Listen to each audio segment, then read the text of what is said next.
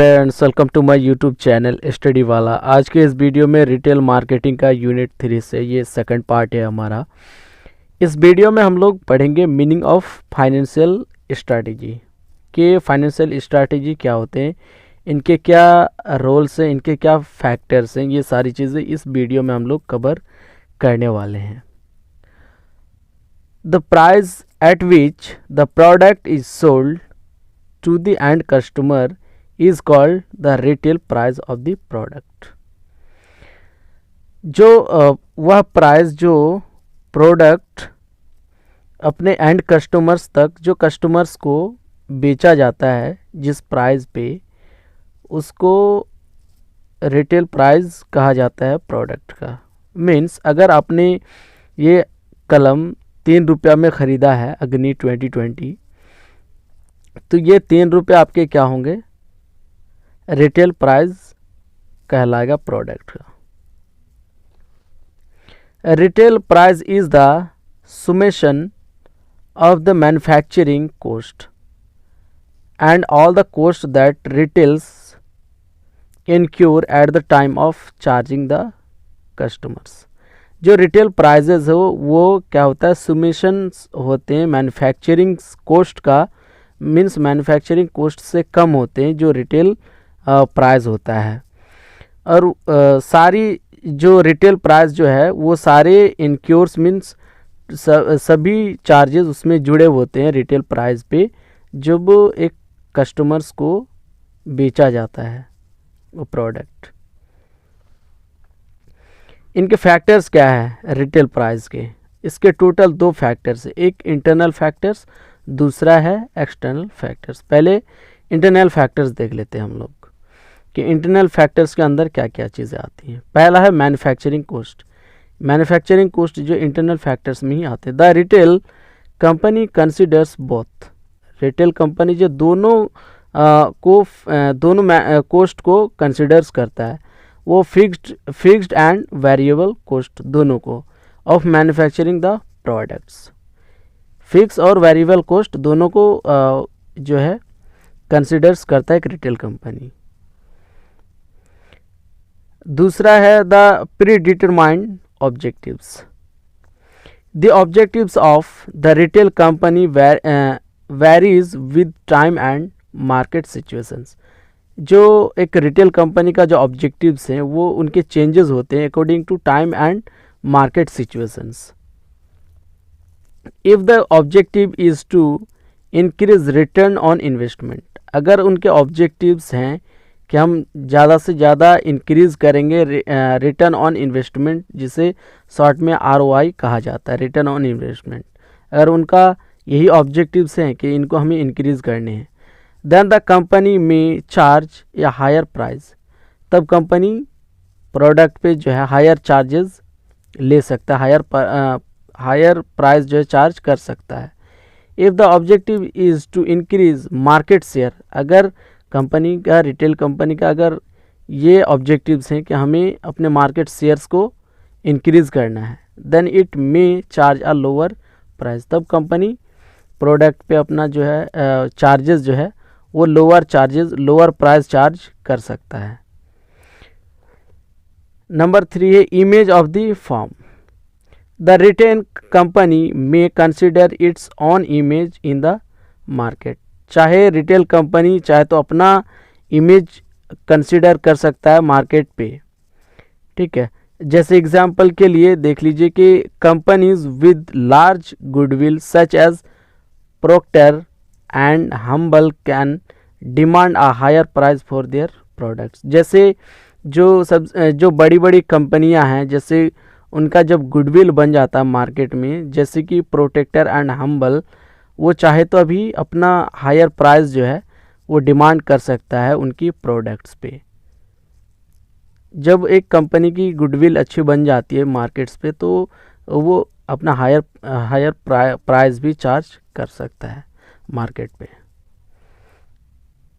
Product status. Product के status क्या है मार्केट पे? Eight the time of introducing the product in the market, जब प्रोडक्ट को मार्केट में इंट्रोड्यूस करते हैं, इंट्रोड्यूस करने के समय मार्केट में अपने प्रोडक्ट को, the company may charge lower price for it to attract new customers.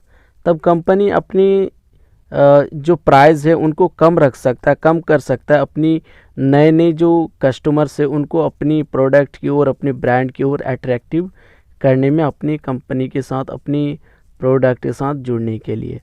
When the product is accepted and established in the market, जब एक बार अपने प्रोडक्ट एक्सेप्ट कर लिया कस्टमर्स और अपना इस्टेब्लिश्ड बन गया मार्केट में, the company increase the price, तब कंपनी अपना प्राइस को इंक्रीज कर सकता है इजीली, क्योंकि वो एक बार रन कर जाता मार्केट में उनके प्रोडक्ट, उनके ब्रांड, तो कंपनी को कोई दिक्कत नहीं होता है मार्केट में, वो अपना प्राइस जो है इंक्रीज कर देता है। Promotional activity, if the company is spending high cost on advertising and sales promotion, अगर कंपनी अपना एडवर्टाइज करने में, अपना सेल्स प्रमोशंस करने में हाई कॉस्ट स्पेंड कर रहा है, then it keeps product price high in order to recover the cost of investment. तब कंपनी अपनी जो कॉस्ट है, प्रोडक्ट का जो कॉस्ट है, प्राइस है, वो क्या करता है, हायर रखता है, ताकि उनके जो भी इन्वेस्टमेंट लगे हैं एडवर्टाइज और सेल्स प्रमोशंस करने में, वो उनके बजट, वो उनकी एक्सपेंस, वो धीरे धीरे रिकवर हो जाए। अब एक्सटर्नल फैक्टर्स में क्या क्या आते हैं, ये था हमारा इंटरनल फैक्टर्स, जो आई होप कि आपको इनके इंटरनल फैक्टर्स समझ में आ गया होगा। अब एक्सटर्नल में देख लेते हैं कि कंपटीशन, ये जाहिर सी बात है कि एक्सटर्नल फैक्टर्स है। In case of high competition, अगर इन केस अगर हाई कंपटीशंस होता है, इन हाई कंपटीशन के केस पे क्या होता है कि the prices may be set low to face the competition effectively. ठीक है, कि जब आपके कंपटीशंस ज़्यादा हों तब आपको आपके प्रोडक्ट के जो हैं प्राइजेज कम रखने पड़ते हैं, कम रखने होंगे। And if there is less competition, अगर वहीं पे मार्केट पे अगर आपका कंपटीशंस कम है, देन द प्राइजेज में बी केप्ट हाई, तब आप क्या कर सकते हैं, अपने प्राइस जो है प्रोडक्ट के वो हाई रख सकते हैं, क्योंकि आपके मार्केट में कंपटीशंस कम है, तो आप हाई प्राइस रख सकते हैं। मार्केट कंडीशंस, इस पर एक मार्केट कंडीशंस भी देखे जाती है। If market is under recession, अगर मार्केट रिसेशंस के अंडर में, the consumers buying pattern changes, अगर कंज्यूमर्स के बाइंग पैटर्न्स भी चेंजेस होते रहे हैं दिन ब दिन, तो to modify their buying behaviour, और वो अपना अगर बाइंग बिहेवियर को चेंजेस कर लेता है, मॉडिफाई कर लेता है, अलग कर लेता है, the product prices are set less, तब अपना क्या करिए, प्रोडक्ट के जो प्राइजेज हैं उससे भी कम रखना पड़ता है, कम रखिए, ताकि कंज्यूमर्स उसे इजीली परचेज़ करने का, बाई करने का मूड बना ले, वो अपना डिसीजंस ले लें।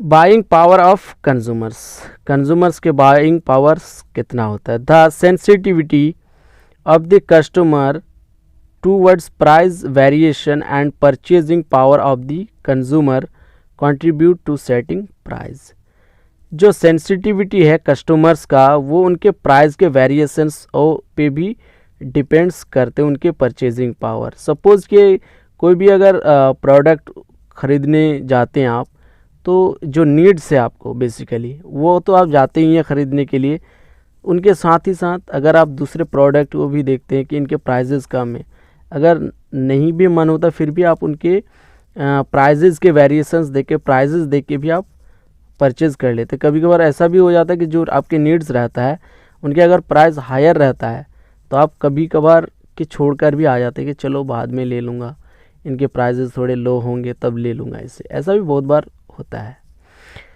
गवर्नमेंट पॉलिसीज़, कुछ गवर्नमेंट पॉलिसीज़ भी होते हैं इस पर।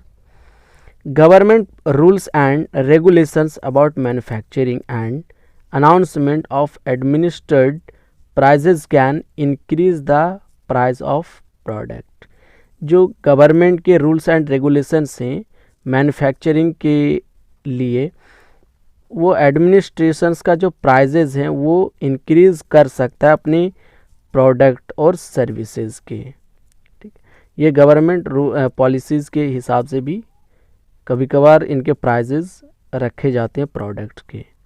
तो आई होप कि आपको समझ में आ गया होगा फाइनेंशियल स्ट्रैटेजी। इनके और भी नेक्स्ट पार्ट भी आने वाले हैं, तो उनके लिए भी आप चैनल पे बने रहें और ज़्यादा से ज़्यादा वीडियो को लाइक करें, शेयर करें और चैनल को सब्सक्राइब खुद भी करें और दूसरे से भी करवाएं, अपने फ्रेंड्स से भी। Thank you so much, keep watching, keep support.